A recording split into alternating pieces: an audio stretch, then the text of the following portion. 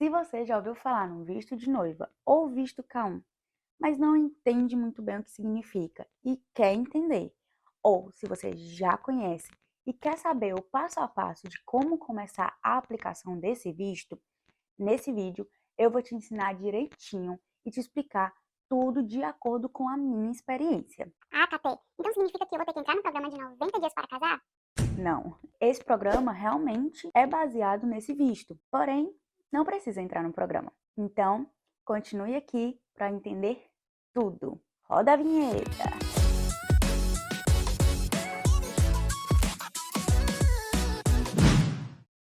Hello, people! Seja bem-vindo a mais um vídeo nesse canal. E se você é novo por aqui, eu te desejo também boas-vindas e aproveita para já se inscrever e ativar o sininho para não perder nenhum vídeo novo que vai estar saindo toda semana. E sem mais delongas, vamos começar o que interessa. Então, o visto K1, ele é o mesmo que o visto de noiva, onde ele permite que o cidadão ou cidadã estrangeira possa se casar com o cidadão ou cidadã americano e ter uma permanência legal aqui nos Estados Unidos. Então, você consegue, com o visto de noiva e casando, né, com um cidadão ou cidadã americana, ter o seu famoso green card. Isso. Só que assim, é importante lembrar que para ter o green card é preciso ter um relacionamento realmente estável, ser um relacionamento realmente verdadeiro. Então, existem protocolos, existem regras para que você possa conseguir tirar o green card.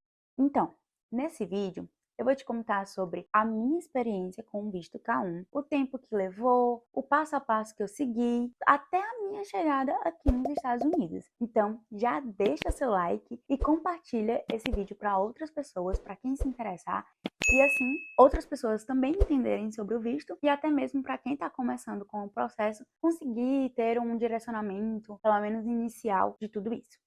Eu apliquei esse visto de noiva em 2021. Antes de eu aplicar para esse visto, eu já tinha pensado em aplicar para o visto de turismo. Mas eu e meu namorado, na época, que atualmente é meu marido, a gente pensou, tipo, mas a gente quer muito casar, ter filhos, enfim, viver nossa vida nos Estados Unidos. Então não tem muito sentido eu tirar o visto de turismo para poder ficar aqui legalmente. Então, o que é que a gente fez? Vamos pro visto de noiva, porque assim a gente consegue fazer tudo direitinho, é mais demorado, mas a gente consegue fazer tudo direitinho e de forma legal. E o que precisa para aplicar nesse visto? Primeiro de tudo, ambos os noivos precisam estar livres para o relacionamento, ou seja, solteiros, divorciados, viúvos, enfim, ambos têm que estar realmente dispostos a terem uma relação e quererem casar. Então, tudo começa com a petição inicial, onde o cidadão americano, ou a cidadã americana, que a gente vai chamar aqui de peticionário, ele vai ter que inicialmente enviar alguns documentos para a USCIS, que é o Serviço de Imigração daqui dos Estados Unidos. A partir desse momento, eu vou te passar aqui a lista dos documentos dessa petição inicial para que você possa entender, separar o que tem, providenciar o que não tem e dar início ao seu processo. E aí, pegou papel e caneta? Então vamos lá. O primeiro documento que você vai ter que fazer não é bem um documento, é um pagamento de $535, que pode ser pago de forma cheque ou money order. Uma cover letter onde você vai listar todos os documentos que estão dentro desse pacote, certo? O outro documento é o formulário I-129F, que é o formulário da petição do visto, e ele deve ser feito, preenchido pelo peticionário com informações dele e informações do beneficiário, que no caso é o imigrante. Uma declaração de como os noivos se conheceram, datada e assinada pelo peticionário. Carta de intenção de casar de ambos. Então, o peticionário ele precisa fazer uma carta com a intenção de casar e assinada por ele, e a beneficiária, que no caso é a imigrante, também precisa fazer. Importante frisar que com essa carta você está confirmando e afirmando que ao chegar nos Estados Unidos com o visto de noiva, você tem a intenção real de se casar. Prova de relacionamento. Isso é muito importante, porque eles precisam acreditar que a sua relação realmente existe. Então, fotos de vocês juntos, foto com família, com amigo, print de conversas, bilhete de Uber, por exemplo. Quando foi a minha vez, a gente colocou bilhete de Uber, conversas de FaceTime, de WhatsApp, conversas do grupo da família. Então, assim, dica, preencham bem esse documento de prova de relacionamento, porque eles sempre vão procurar por fraude. Então, se a sua relação realmente é verdadeira, você tem provas de que ela é verdadeira. Então, prove para facilitar todo o processo para vocês. 2 fotos de passaporte, uma do peticionário e uma do beneficiário. Aqui nos Estados Unidos é 2x2, se não me engano, e no Brasil é 5x5, se eu não me engano. Provas de cidadania do peticionário, ou seja, do cidadão americano.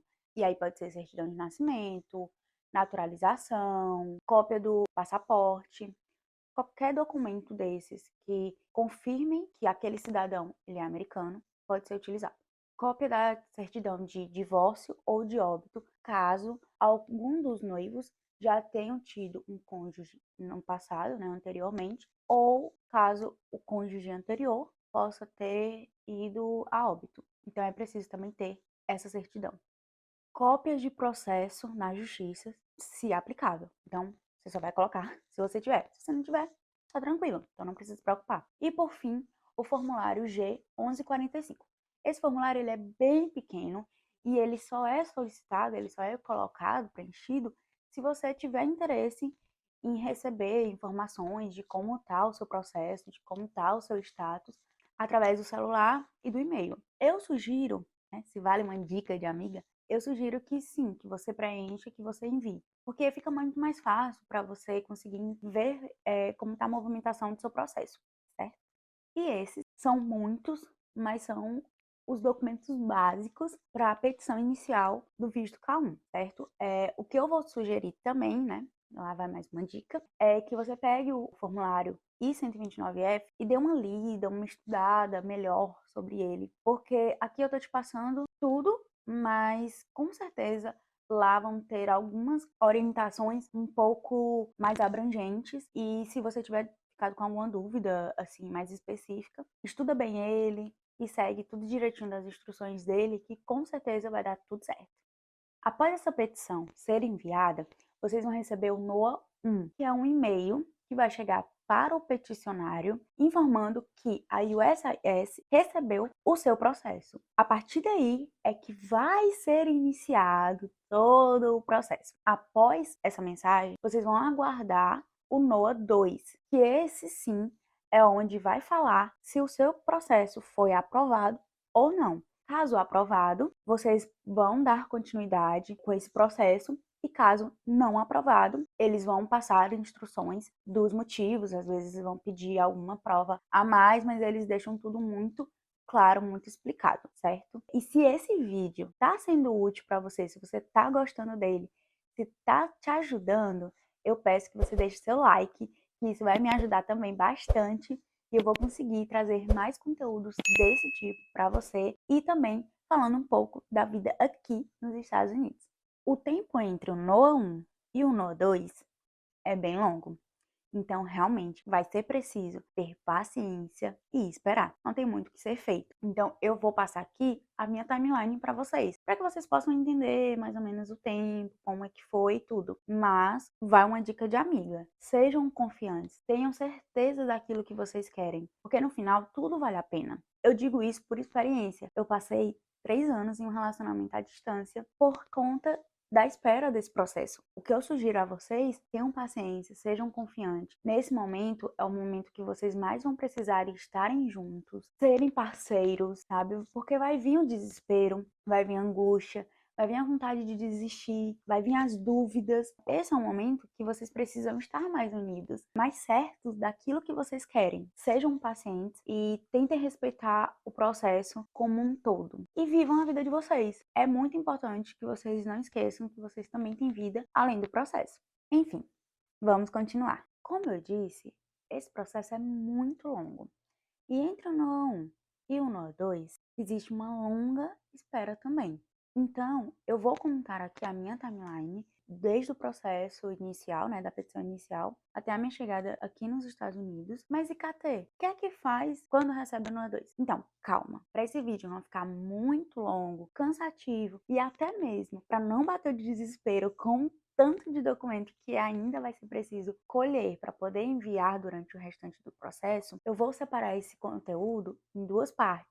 Então, no próximo vídeo, eu falo sobre o que fazer depois do NOA 2. Vai bater um desespero. Ah, Catê, mas pra quê? Manda tu logo, conta logo tudo aqui. Gente, é muita coisa. Então, para que não seja um desespero muito grande para vocês, porque acontece, então realmente vai ser melhor eu dividir em partes. Mas aí fica ligado, já ativa o sininho para não perder o próximo vídeo falando do que fazer após o NOA 2. Então, vamos lá para minha timeline.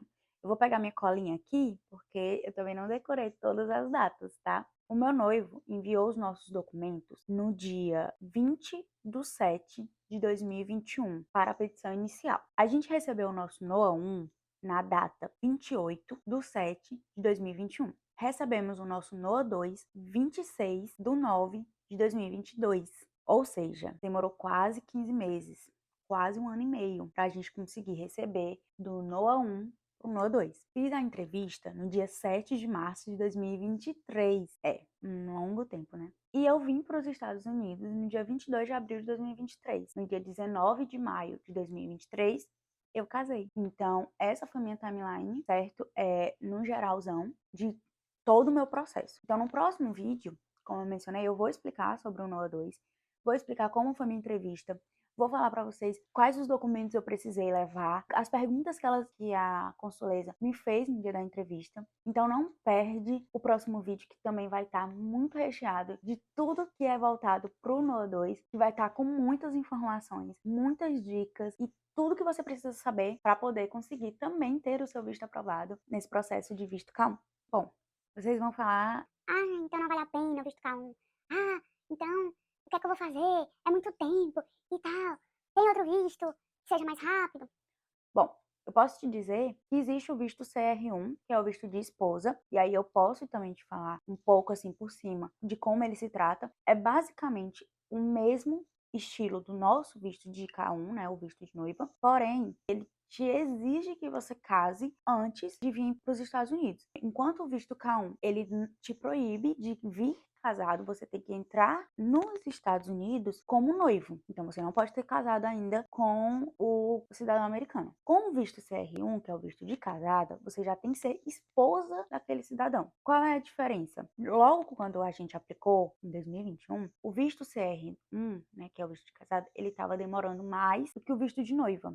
Com o passar do tempo, como eu falei da minha timeline, demorou por quê? Teve pandemia. A pandemia ela iniciou em 2020. Então, quando foi em 2021, que foi quando a gente aplicou, eles estavam ainda processando os casos de 2020. Por isso que houve essa demora maior. E o CR1, ele começou a ser mais rápido, porque eram pessoas que já estavam na fila, que os americanos já estavam querendo os seus parceiros, né, suas parceiras, vindo para cá. Então, acabou que o tempo de processo do CR1 foi bem menor do que do K1. Assim, bem menor que eu digo entre aspas, porque às vezes deu o mesmo tempo, um pouco menos, e a facilidade do CR1 é porque você já chega nos Estados Unidos documentada. Ou seja, se eu tivesse casado com o meu atual marido, né, no Brasil e ter vindo para cá como casada, eu já teria conseguido o meu green card. E essa é a diferença com o K1, porque agora eu ainda vou dar entrada no green card, porque eu só tenho o visto de noiva, então eu vou ter que entrar num ajuste de status. E isso também vai ser no próximo vídeo. Eu acredito que atualmente os processos estejam tentando ser normalizados. Acredito eu que eles já estejam diminuindo o tempo de processo, mas eu não tenho tanta certeza assim. E como eu falei, cada caso é um caso. Às vezes, para mim foi esse tempo, mas para você pode ser um tempo